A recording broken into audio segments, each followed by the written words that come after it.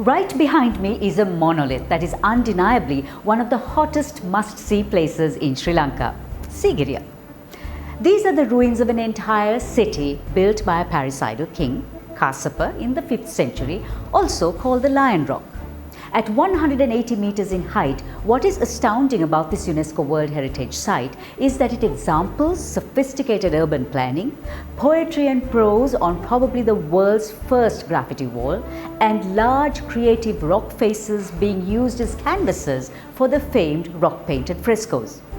But after Kassapa died, the kingdom went into ruin and was covered by jungle. It was Major Jonathan Forbes of the 78th Highlanders of the British Army who discovered the bush-covered summit in 1831. And subsequently, decades later, archaeologist H.C.P. Bell led the extensive research on Sigiriya and unearthed an entire city. But here's another lesser-known fact. Archaeologists believe that the rock was first inhabited during prehistoric times. The rock formed from the magma of an extinct volcano holds evidence that it sheltered Buddhist monks and ascetics from as early as the 3rd century BC. With that snippet of how Sigiriya gained a resurgence, welcome to Kaleidoscope with me, Savitri Rodrigo. And today we are going to announce the winner of our quiz last week, that one night stay at Tharuvilas Riva. Keep watching and find out if you're the lucky winner. Meanwhile, on our People's Bank News Capsule is the newly elected chairperson of the Women's Chamber of Industry and Commerce, the race director and finisher of Race the Pearl, Yasas Hevage, executive chef of Shangri-La Hotel Colombo, Patrick Bodkaret, plus some interesting tidbits for a complete news roundup. Nisha Ramnani's glam jewellery is being showcased on Singer Life in 60. And October being Breast Cancer Awareness Month, I have a frank chat with Natalie Soiza, a true cancer warrior who's fighting the big C even as we speak. Technology is key in moving forward to transform every challenging moment into a profit, where manual becomes digital, business becomes smart, and lives become smarter. People's Bank Online Corporate Banking. It's truly the change you need.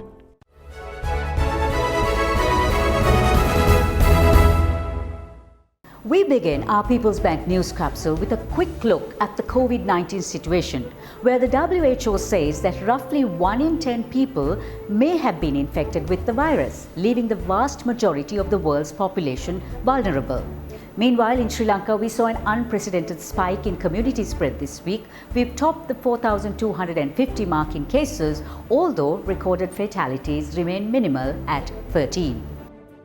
Sri Lanka's foreign exchange reserve balance increased from $6.5 billion to $7.4 billion at the end of August. Sri Lanka successfully repaid $1 billion worth of sovereign bonds on the 4th of October. China's central bank announced the signing of a $1.63 billion currency swap with the Central Bank of Sri Lanka. And Sri Lanka is in discussion with India for another currency swap facility of $1 billion after the existing swap facility of $400 million was extended.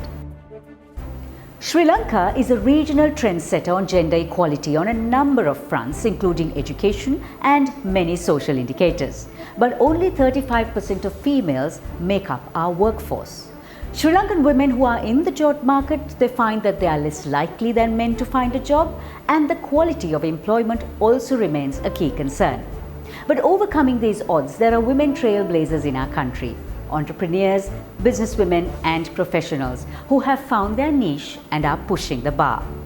I asked the newly elected chairperson of the Women's Chamber of Industry and Commerce, Indrani Fernando, who is also the chairperson and MD of the new Philips Hospital, on how the Women's Chamber can be a catalyst in developing and empowering women entrepreneurs in these COVID times. Most of the businesses in number fall into the SME segment and are not the best structured. Although they commence with noble intentions, due to the lack of knowledge, lack of finance and lack of support, tend to run into issues. During troubled times, their task becomes even harder. COVID-19 is a huge challenge for them. Most require support on how to survive, how to market products, how to restructure and how to access finance. We run help desks, provide links with financial institutions and guide them online to sort their burning issues. This service is available not just for members but all entrepreneurs at large. Meanwhile, the Colombo stock market, which had a great run with Super September, experienced a moderate setback with news of the COVID-19 spread, wiping out over 200 billion rupees in value. But by midweek, the market rebounded. Although the indices moved down by 5.3% on profit taking, with the daily turnover averaging 3.3 billion rupees. WTI crude oil is currently at $40.53 per barrel and gold at $1,893 per ounce. Both oil and gold are up slightly from last week. 49 bikers soared through challenging terrain over 24 hours in Race the Pearl, a 600-kilometer ultra-endurance bicycle race cycling from Point Pedro to Dondra Head, clear down the middle of the country. 4 of them were women and completed the arduous ride while family, friends and work colleagues made up a very supportive crew along the way. A man for whom endurance is an everyday thing and one who has spurred others to make bicycling a way of life, race director and finisher of Race the Pearl, Yasas Hevage, popped into the studios to chat with me about what those 24 hours were like. Oh, it was amazing. It's always a big challenge when you get into a project like this. We had 49 riders in a year of COVID where we were not sure whether they were going to have the race. So it was a couple of weeks of planning, and to have 49, have 4 women for the first time, oldest being 69, youngest being 19, and then to finish the race almost scratch free. It's the best place to be. So from an organizing point, it's always a challenge, a race like this. Just imagine all these riders are spread across kilometers distance, right? So we got to really be concerned about safety. Then there's crew, you ride in the nights, falling asleep, not only the riders, even the crew. And we also ride through elephant terrain, Bakamuna, Vallabhaya, so you are always on pins that everything goes as per plan. From a rider's point, we always knew A9 was going to be a challenge because of the headwinds. If you've ever been on A9, it can just throw you side to side. This time headwinds were absolutely cruel. While records were broken and 4 riders were presented with the coveted Pearl jersey, it's to be noted that Race the Pearl supports the Wheels for Wheels Foundation, which gives wheelchairs to those with cerebral palsy. And more people are opting to bicycle anyway, as a number of European countries have been converting traffic lanes into bicycle lanes in a bid to reduce the use of public transport and maintain social distancing. And this has meant a resurgence of business for bicycle makers. Portugal, Europe's largest manufacturer of bicycles, is seeing booming global demand. Similarly, Asia Bike in Sri Lanka, the largest exporter of finished bikes, with 15,000 units being exported monthly to about 15 countries, primarily in Europe of course, has seen a surge in export numbers, with its order book doubling these COVID months. Education is the passport to the future, more now than before. DP Kids is the latest groundbreaking venture launched by Dhammika and Priscilla Pereira Foundation in a bid to support education excellence among children. An extension to DP Education and DP Digital University, free online learning platforms for school and university students, DP Kids collaborates with leading education technology provider Age of Learning Inc. USA and USP Studios. The foundation hopes to give at least 20% of the 1.32 million children in Sri Lanka who are between the ages of 2 and 7, give them a preschool education through this platform. October is Breast Cancer Awareness Month, and later on Selinco Life Let's Talk, I will be having a chat with a true cancer warrior. But right now, we turn the spotlight on the Vian Clinac IX Linear Accelerator, currently available at the Selinco Healthcare Centre, the first private radiation treatment facility for cancer in Sri Lanka. Delivering radiation with pinpoint precision at any angle or location in the body, thereby minimizing damage to surrounding tissue, patients are also exposed to shorter beams, better targeting of tumours, and in some cases, the possibility of a reduced number of treatments. The machine treats a wide variety of cancers including breast, abdominal, lung and prostate cancers. And on Kaleidoscope today, I'm going to take you on a gourmet journey. Traveling around Sri Lanka by train can be a magical experience.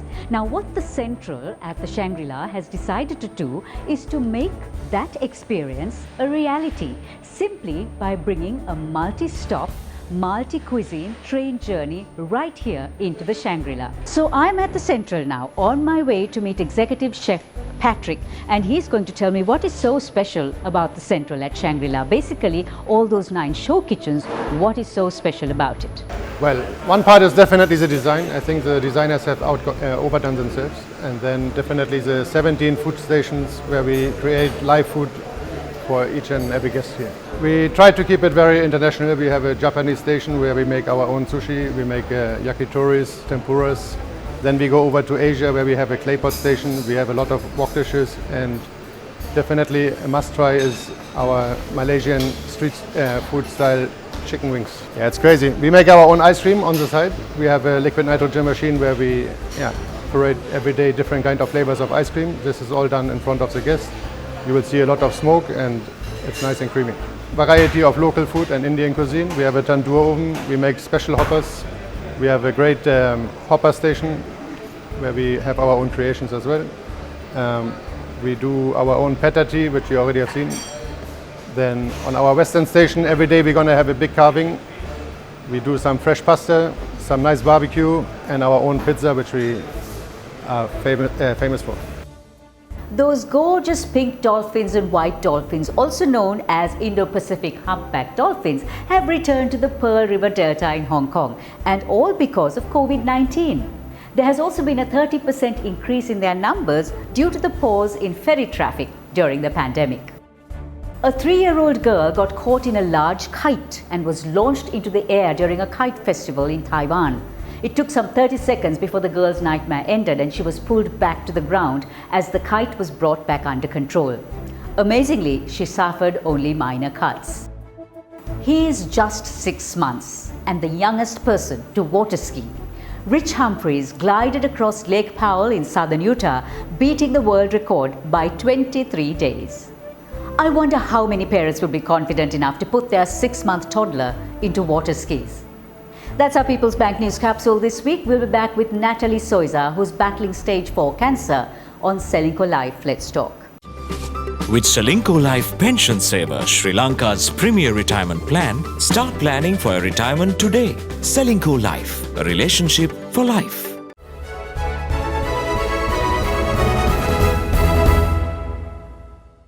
October is Breast Cancer Awareness Month. The moniker, however, remains only that, just another name for a month. The seriousness and the implications of breast cancer for the most part is lost on us. That globally 1 in 1,000 males gets breast cancer, which is fatal. That 1 in 8 women get breast cancer.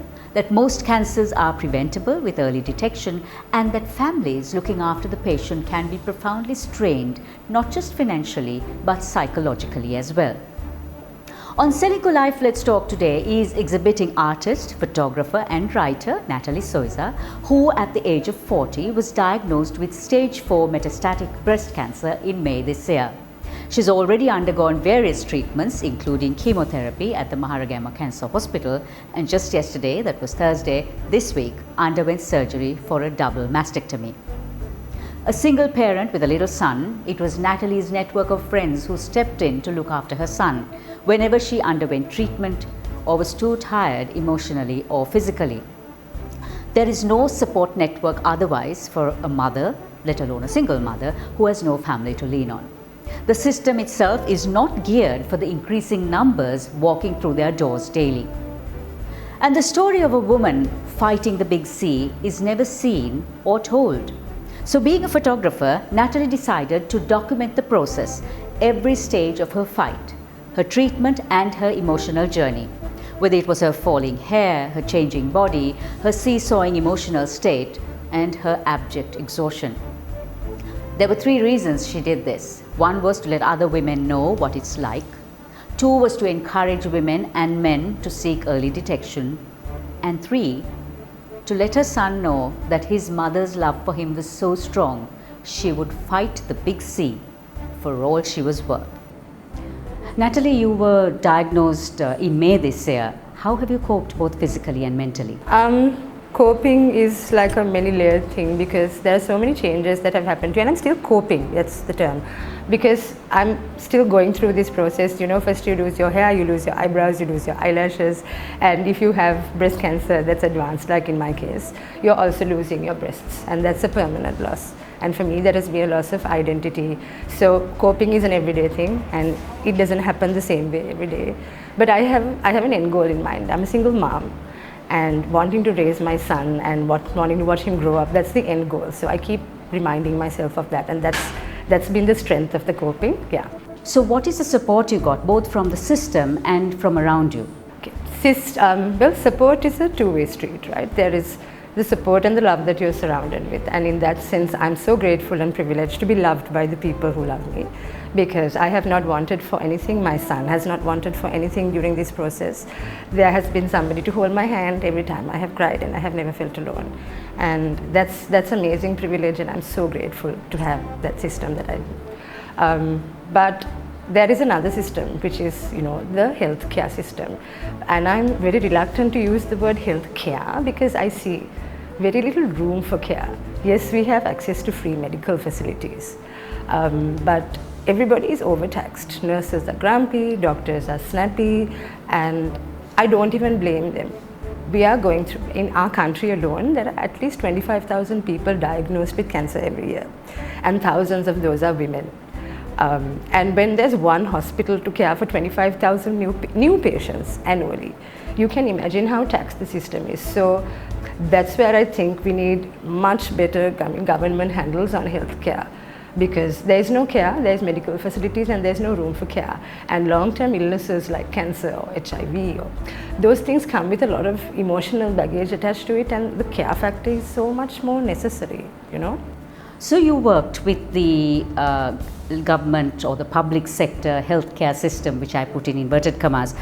How did that work for you?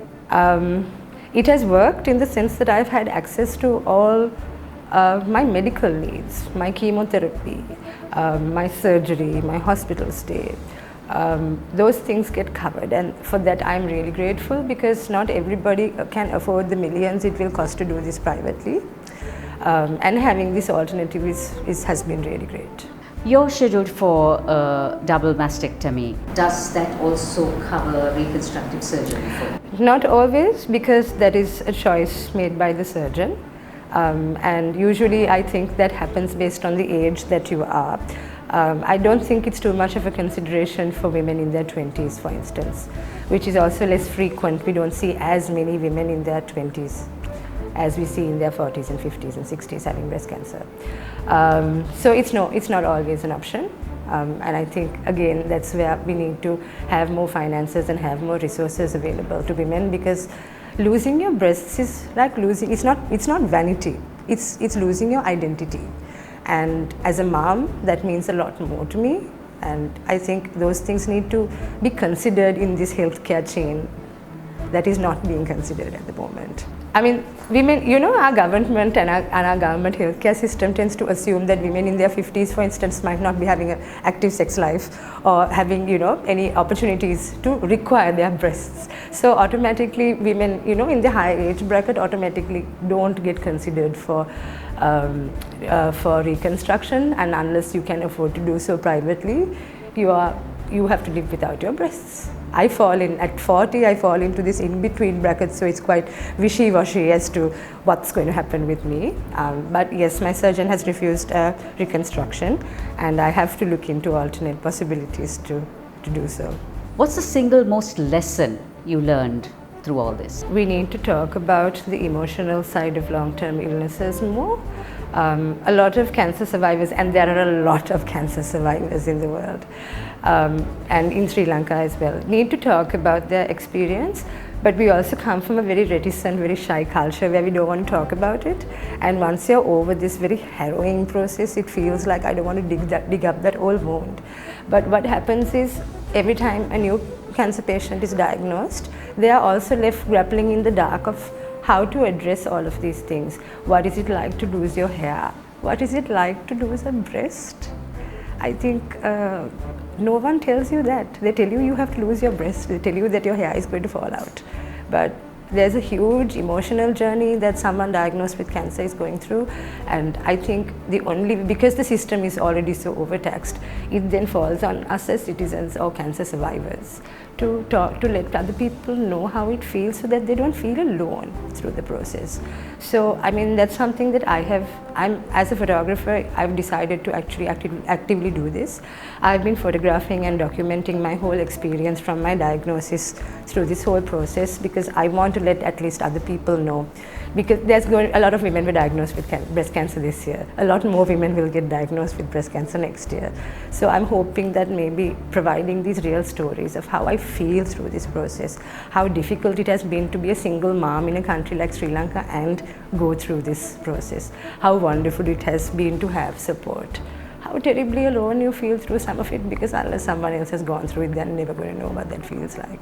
So I'm hoping that my being able to tell this very personal story of mine so visually will at some point help other women diagnosed with cancer, other women and men diagnosed with breast cancer in the coming years find some kind of solace and something to relate to in the emotional space. According to a study done by the WHO in 2018, breast cancer tops the list of top 5 cancers. Quantifiably, we know that incidences of cancer are increasing, and breast cancer in particular is. But even with that information, it is one of those things that we believe won't touch us until it does. Thank you, Natalie Souza, for joining us on Selingco Life Let's Talk. And here's wishing our brave cancer warrior a speedy recovery. With Selingco Life Pension Saver, Sri Lanka's premier retirement plan, start planning for a retirement today. Selingco Life, a relationship for life. So, if the sparkle, shimmer and shine of jewellery gets you excited, then keep calm and carry on. Because when we return with Singer Life in 60, you'll find that you will be swept off your feet.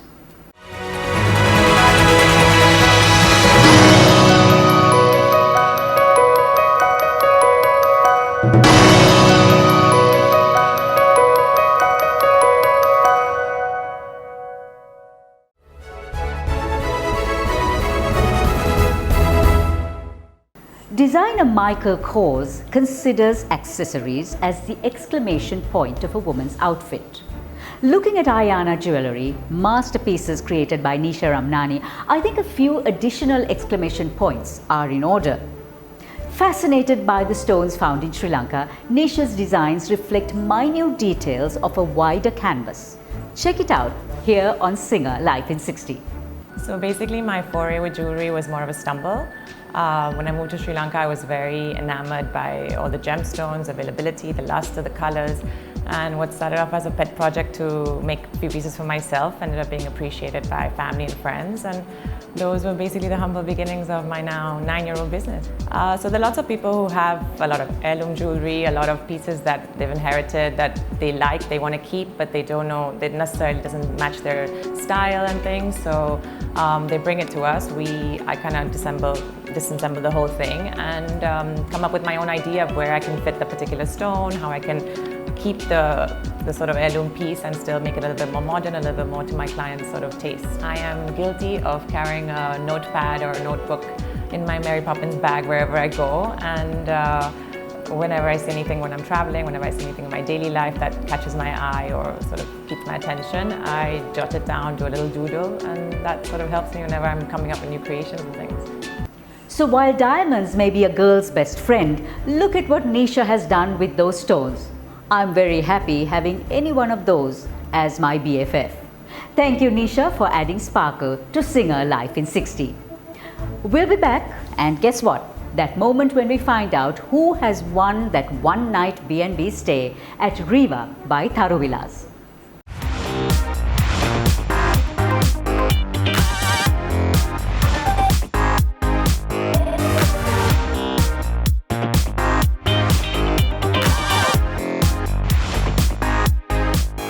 We've waded through innumerable texts, put them all in a hat and pulled out the lucky winner.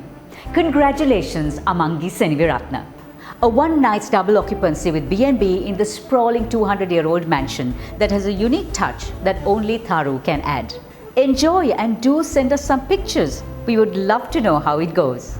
So more surprises will be coming your way in the next few weeks. Keep watching Kaleidoscope with Savitri Rodrigo.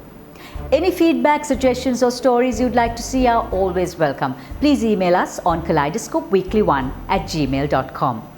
And if you would like to watch Let's Talk, Life in 60 or our news capsule clips, you'll find it on our playlist on YouTube, or simply subscribe to Kaleidoscope with Savitri Rodrigo and join us weekly.